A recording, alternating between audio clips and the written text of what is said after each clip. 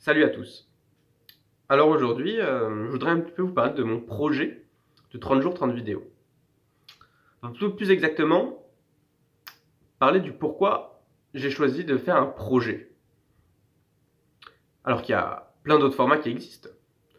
J'aurais pu tout simplement ouvrir une chaîne YouTube et poster des vidéos plus travaillées sur le sens de la technique, sur le sens au montage, plutôt que d'imposer ce rythme soutenu d'une vidéo par jour pendant 30 jours et après d'arrêter. Et en me demandant pourquoi j'avais choisi ce format-là de projet 30 jours, ça m'a amené à m'interroger sur le projet. Alors le projet, c'est bien, d'accord. Avoir des projets, c'est bien. C'est bien et il faut en avoir pour tout. Le projet, c'est partout. On a des projets professionnels, on a des projets universitaires, on a des projets associatifs, des projets d'aménagement du territoire et des projets partout. Et ce qui m'a vraiment surpris, c'est la connotation ultra positive derrière le projet. Avoir des projets, c'est bien. Ne pas avoir de projet, c'est mal. Donc, faut avoir un projet. Des projets, plus on en a, plus on les réussit, mais meilleur on est quelque part. Et ces projets, on les a beaucoup retrouvés dans notre enquête au travers des associations qui maintenant fonctionnent par projet. C'est-à-dire qu'auparavant, l'État donnait des subventions tous les ans, tous les 2 ans aux associations, l'État ou les collectivités locales. Et maintenant, ça marche différemment. C'est-à-dire, au lieu de donner des subventions régulièrement aux associations, eh ben il y a une logique du contrat, donc une logique du projet.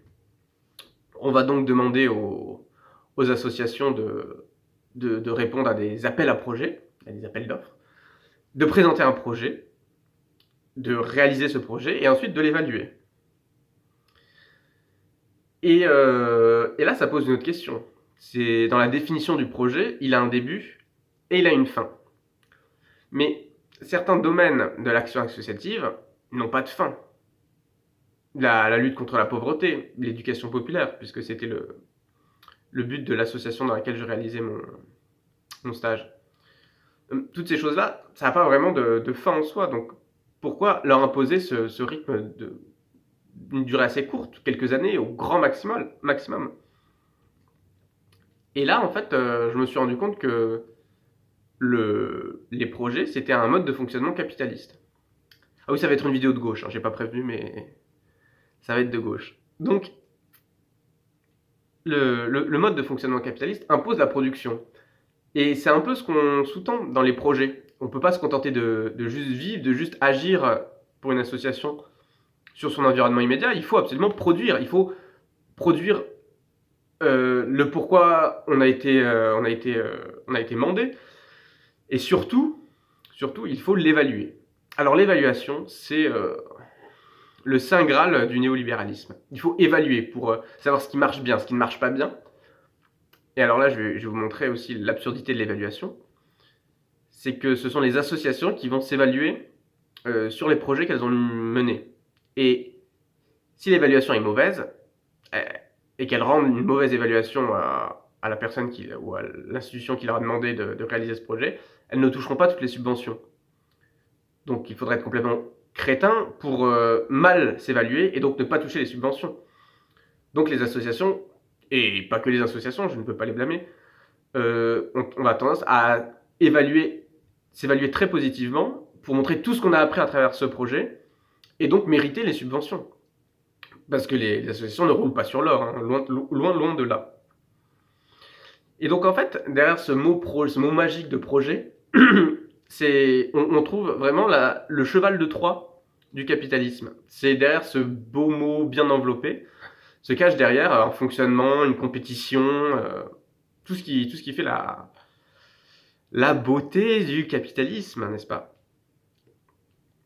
Et donc ça m'a amené à me questionner sur le sens des mots et la facilité qu'on avait à employer certains mots un peu valises qui regroupaient trop de choses positives sans forcément précisément définir ce que c'était. Dans les recherches documentaires que nous avons réalisées pour pour ce sujet, on s'est beaucoup intéressé à la démocratie participative, à la démocratie représentative, à tout ce qui touchait à la démocratie. Et il y a quelque chose d'extraordinaire, c'est que aujourd'hui, tout le monde va nous dire on vit en démocratie, c'est formidable, nanana. Mais pour ceux qui ont pensé la démocratie, pour les Grecs et pour les philosophes du 18e siècle, la démocratie représentative, c'est-à-dire le système politique dans lequel on vit maintenant, celui où on élit des représentants qui décident pour nous, et pas où le peuple a directement le pouvoir, et bien donc, ces philosophes et ces Grecs, vous les appelez comme ça, distinguaient démocratie où c'était le peuple collégialement qui votait, et démocratie représentative, régime représentatif comme ils l'appelaient, où c'était simplement où le peuple élisait des représentants qui eux décidaient. Et pour eux, ce n'était pas du tout compatible, c'était vraiment distingué et c'était radicalement différent. Et alors on a glissé du coup de deux choses radicalement différentes à un amalgame vague, voilà. Et ce manque de mots pour décrire cette réalité-là, c'est pas exactement le cœur de notre sujet, mais ça tournait autour. Et ce manque de mots pour décrire cette réalité, c'était assez difficile, puisqu'on ne pouvait pas nommer le problème. Et si on ne pouvait pas nommer le problème, ben on ne peut plus le penser. Et quand on commence à plus pouvoir penser quelque chose, c'est rarement très bon signe. J'aimerais conclure cette petite vidéo sur le projet en expliquant ce qu'est la différence entre le dictionnaire Larousse et le dictionnaire Robert. Le dictionnaire Larousse, c'est ce que sont censés signifier les mots, les définitions que vous allez y trouver.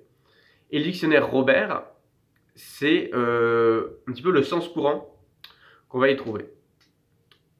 Et en fait, en voyant ces deux blocs un peu caricaturaux bien sûr, on voit qu'il y a vraiment une différence entre le sens premier d'un mot et la manière dont il est utilisé. Donc voilà, je voulais faire cette petite vidéo pour vous inciter à faire attention aux mots qui vous sont employés, que vous employez et qu'on utilise contre vous. Car souvent, un mot trop positif, un mot trop flatteur, un mot trop flou, il cache souvent quelque chose. Et quand ce quelque chose a besoin de se cacher pour aller vous atteindre, c'est rarement bon signe. Je vous dis à demain.